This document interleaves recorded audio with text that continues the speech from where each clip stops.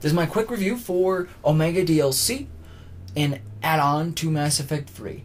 In it, you play as Commander Shepard, helping to liberate Omega for Aria T'Loak, along with the help of Nyreen, a female Turian with a past involving Aria. They were romantically involved, and she's a local leader on Omega of a different little crime syndicate there.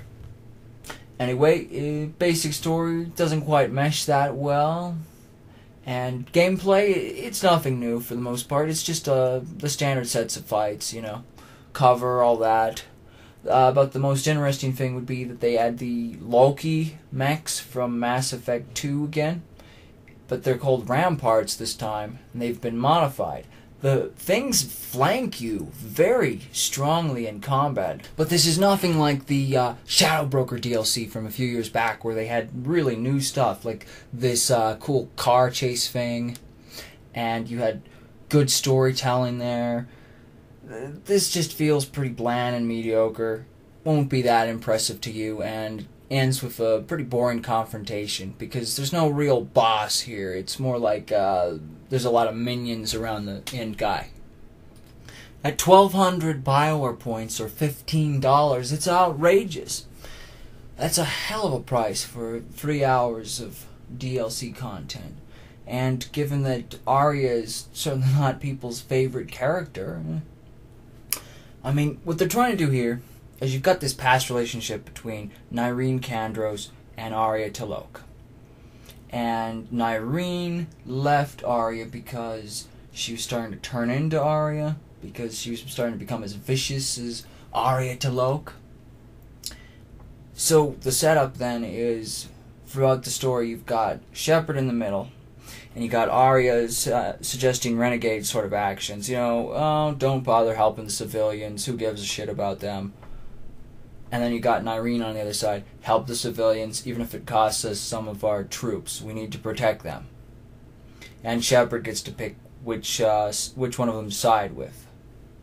And that's kind of the thrust of the story, with a lot of the events surrounding the three of them as they fight Cerberus. Now, I mean, Omega wasn't that loved of a place. No. So, what is wrong with it? I don't know exactly. Maybe it doesn't mesh very well. Maybe the female Turian, Nyreen, is underdeveloped as a character. And maybe we just don't care all that much about Aria T'Loak.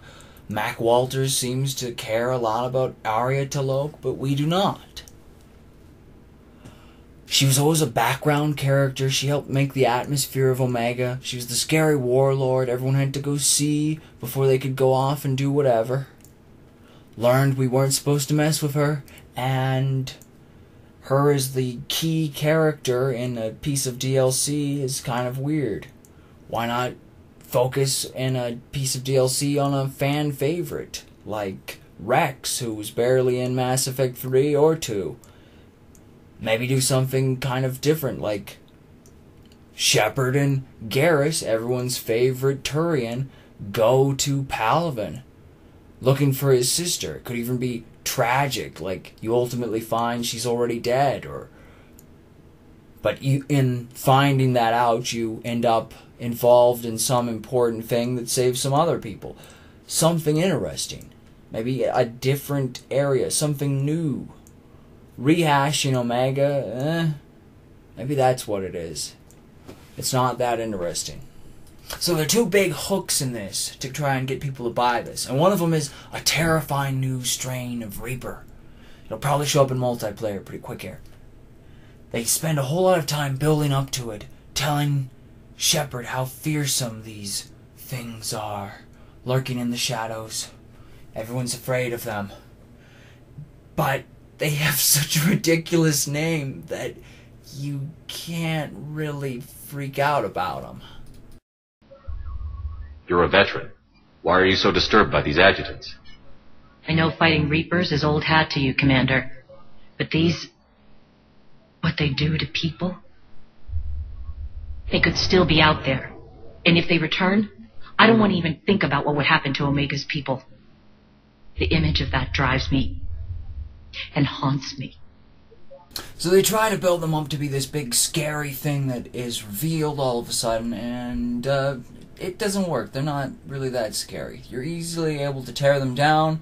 Their barriers are weak, their armor is weak, they're just speed bumps in your way. And ultimately it doesn't really work to make them scary, and probably it's the name. I mean, come on. Was it Jack the Adjutant, Vlad the Adjutant? No. You should have given him something like Ripper or Impaler or whatever. And probably they should have made him more dangerous. I mean, those upgraded Loki mechs, those things were nasty. The Adjutants, not so much. In the Leviathan DLC, they did this stuff where they were developing the character, the scientist who helps you, and dealing a lot with her, coming to terms with her father's death, and Shepard kind of comforting her, and anyway. They didn't even bother trying that much character development here, and they could have done a better job than in that, where it was kind of tacked on, a little forced. Instead, this is what we get, and it's kind of a mediocre story. It's okay. Could have done a lot more with Nyreen. It's no secret that BioWare is lazy.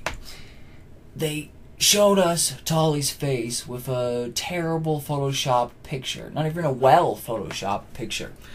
My point is, for years they didn't bother to show a female Turian, which would have made sense. There's nothing in the codexes that says they aren't common. Or uncommon, for that matter. But what they did here, that was kind of a weird little thing I noticed, is that they animated the L-Core. You may have never thought of it before, but every L-Core you've ever encountered in Mass Effect 1, 2, or 3 has been completely stationary. Here's some footage from Mass Effect 1. They actually cut to Shepard to avoid showing the L-Core move away after you completed this quest.